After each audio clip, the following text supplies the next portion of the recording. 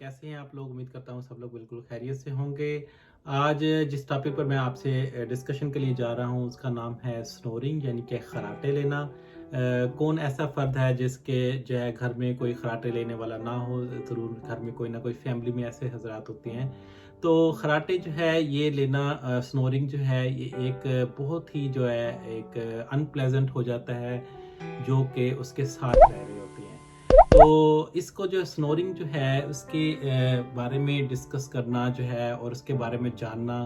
दोनों के लिए ही ज़रूरी है, जो खराटे लेता हो और जो खराटे सुनता हो। तो उसमें जो है ये है कि पहले तो देखा जाता है कि ये स्नोरिंग आपको मैं थोड़ा सा समझा दूं कि ये होती क्यों है। स्नोरिंग जो होती है वो आपके जो जो टिश्यू होते हैं, जो आपके खुलिए और जो आपके बॉडी मसल्स होते हैं, आपके नाक और आपके गले के जो पीछे हिस्से में होते हैं, तो वो जो होते हैं वो लूज़ हो जाते हैं, वो रिलैक्स हो जाते हैं जब आप सोते हैं। और उसमें जो होता है जब वो रिलैक्स हो जाते हैं और फिर आप सांस लेते हैं तो उनमें वो जो वाइब्रेशन जो फड़फड़ाहट होती है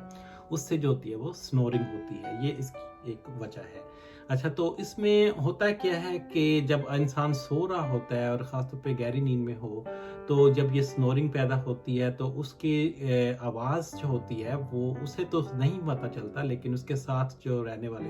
होते हैं उसके स्पाउस होती हैं, फैमिली में मेम्बरान जो होते हैं उनको वो इस चीज़ का बड़ा शिद्दत से एहसास होता है। अच्छा, उसमें करना क्या होता है कि जब स्नोरिंग हो तो उसमें सबसे पहले तो आपको जो है उसमें अगर देखना चाहता था कि अगर पेशेंट का वेट ज़्यादा है तो सबसे पहले हम उसे एडवाइस करते हैं कि वो वेट लॉस करे। तो उससे जो होता है स्नोरिंग बाज़ लोगों में सही हो जाती है। इसके अलावा जो स्टेप नंबर 2 है आपने करना है स्नोरिंग वाले पेशेंट के लिए, कि उसे आपने कहना है कि वो साइड पे सोया करे, इधर राइट साइड पे या लेफ्ट साइड पे, या हो सके तो वो अपने स्टमक के जो है अपनी छाती के बल सोए। तो फिर उसे जो है स्नोरिंग की कम आवाज़ें आती हैं। अच्छा, तीसरे नंबर पे होता है कि आपको जो होता है वो एक नेज़ल स्ट्रिप्स होती हैं जो आपके नोज़ को खुला रखती हैं, ताकि जो आपके टिश्यू है नोज़ के पीछे जो है वो रिलैक्स बहुत ज़्यादा ना हो जाएं। और उससे जो होता है वो नेज़ल स्ट्रिप्स जो होती हैं वो यूज़ की जा सकती हैं। इसके अलावा जो होता है आपको जो होता है, फिर अगर आप इसमें ऐसा होता है कि ये स्नोरिंग जो होती है ये एक बीमारी की भी अलामत हो सकती है जिसे हम कहते हैं ऑब्स्ट्रक्टिव स्लीप एपनिया, यानी कि सोते हुए आपके जो ब्लॉकेज हो जाती है और उससे आपका सांस जो होता है वो कुछ सेकंड के लिए रुक जाता है। तो ऑब्स्ट्रक्टिव स्लीप एपनिया जो है ये एक स्नोरिंग की जो होता है वो उसकी वजह से हो सकती है। तो स्नोरिंग उसकी अलामात में से एक अलामत है। तो स्नोरिंग जो होती है वैसे तो नुकसानदेह नहीं होती, लेकिन अगर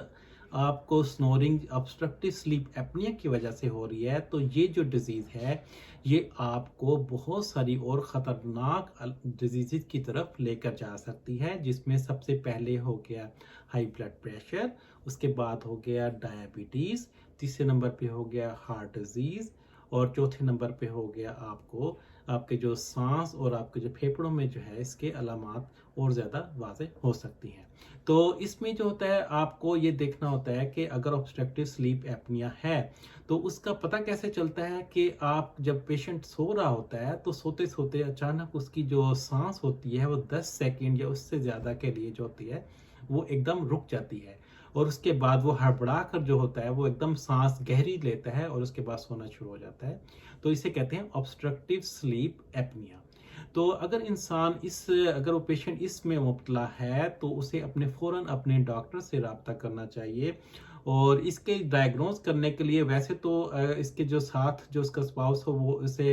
हकीकत देकर बता सकता है और इसको क्लिनिकली डायग्नोज किया जा सकता है, लेकिन उसके लिए कुछ स्लीप स्टडीज़ की जाती हैं, स्लीप क्लिनिक्स बने हुए हैं जिसमें मरीज़ को लिटा कर और उसके जो होती है वो उसके सांस के देखा जाता है और उसके ऑक्सीजन लेवल चेक किया जाता है, उसका पूरा पैटर्न मॉनिटर किया जाता है। तो वो भी आपका डॉक्टर जो है वो आपको स्लीप स्टडी रेकमेंड कर सकता है sleep obstructive sleep apnoea diagnose करने के लिए। तो अगर आपको ये ऑब्स्ट्रक्टिव स्लीप एपनिया डायग्नोज हो जाए तो फिर उसमें आपको जो होता है एक مشین ہوتی ہے وہ آپ کو پکچر بھی نظر آ رہی ہوگی، وہ آپ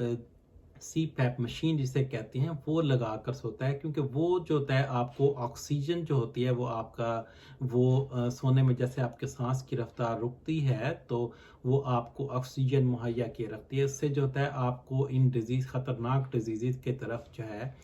وہ آپ کو لے جانے سے آپ کو وہ سلو ہو سکتی ہے، اس مشین کو استعمال کرنا بہت ضروری ہوتا ہے۔ تو یہ تو ہو گئی اس کی جو ہوتی ہے تھوڑا سا اس کا تعارف ہو گیا، اور obstructive sleep apnea کا میں نے آپ کو اس کی بتا دیا کہ یہ اس کی وجہ سے جو ہوتا ہے خراٹے کی علامت ہو سکتی ہیں۔ اچھا، آپ نے مجھے کمنٹس کر کے بتانا ہے کہ کیا آپ کسی کو جانتی ہیں یا آپ خراٹوں کی جو ہے لینے کی بیماری میں مبتلا تھے، اور آپ نے اس کو کیسے ٹریٹ کیا، یا آپ کو ہے اور آپ اس کے بارے میں کیا کرنا چاہتے ہیں۔ تو انشاءاللہ تعالیٰ آپ کے ساتھ ایک نئی ویڈیو میں ایک نئے ٹاپک پر بات ہوگی، تب تک مجھے اجازت دیجیے، اللہ حافظ۔